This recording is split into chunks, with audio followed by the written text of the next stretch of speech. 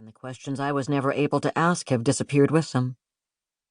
And then one day, I have no idea why, quite out of the blue, the past suddenly resurfaced. May 2014.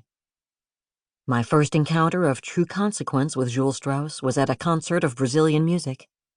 What was the connection between Caetano Veloso's Cuckoo Paloma and my great-grandfather Jules, who died in 1943?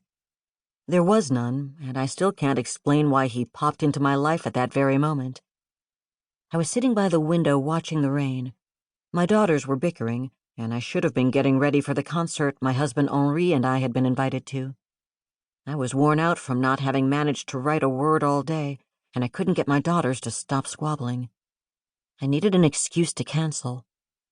But the temptation to dispel my gloomy mood, to escape the house, the rain, the shouting, pushed me out the front door. I'm on my way, Ipanema.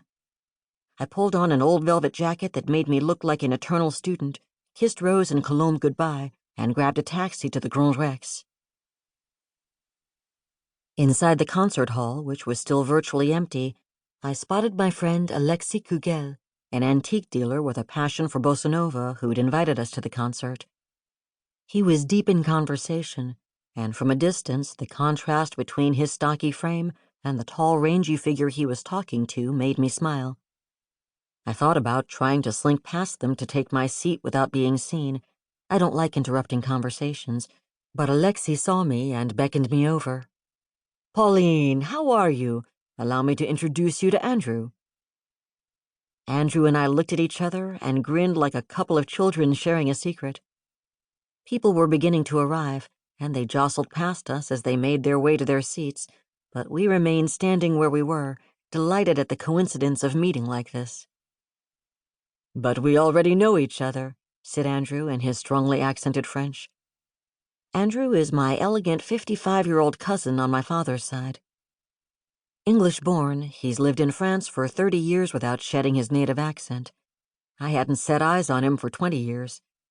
His hair was beginning to go gray, and his face was a little gaunter than I recalled, but I recognized his distinctive physique, accent, and presence as soon as I saw him. I felt as though this chance encounter was a tiny sign from my deceased father. "You're also a Caetano fan, are you? I've never missed a single one of his concerts." Andrew showed me the little video camera he was planning to use to film the concert. He seemed to be with a gorgeous young woman who looked like she could be a model.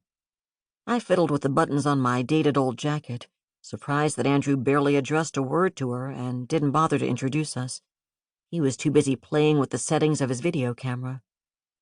"What are you up to nowadays?" he asked. I knew perfectly well he was just being polite and wasn't really interested, but nonetheless I felt flustered. The last time I'd seen him I was 18, and he had been kind enough to offer me an internship at Sotheby's, the auction house where he still works. My job was to cut out and glue down photographs of paintings being put up for auction. This was before the internet, and I'd found the work thankless and repetitive. What had become of me 20 years on? I was writing, though I had yet to publish anything. I mentored others, hoping they would be more successful than I was. I didn't want to be nothing more than a full-time mother. I was looking for inspiration, trying to pluck up the confidence to do more with my life. I've got 3 children, and I run creative writing workshops, and I write a little too. I tried to make my voice sound confident and hoped he wouldn't ask me any more questions. Fortunately, he was no longer listening, being entirely absorbed by the concert which had just begun. He was bewitched by Caetano's performance, but I'd soon had enough. I felt none of the magic of the bossa nova I loved. Caetano was playing bass guitar, and I found it far too loud. After a few more songs, I had to resign myself to the fact that Caetano wasn't planning to play any of his big hits. I'd have been quite happy to leave, but Andrew seemed to think I was as much a fan as he, and I didn't want to bring the sudden and unexpected revival of our relationship to an abrupt end. I was sitting with my hands discreetly trying to block my ears when my cousin leaned toward me and said with no preamble, "Did you know there was something shady about the Strauss sale?" Had I heard right?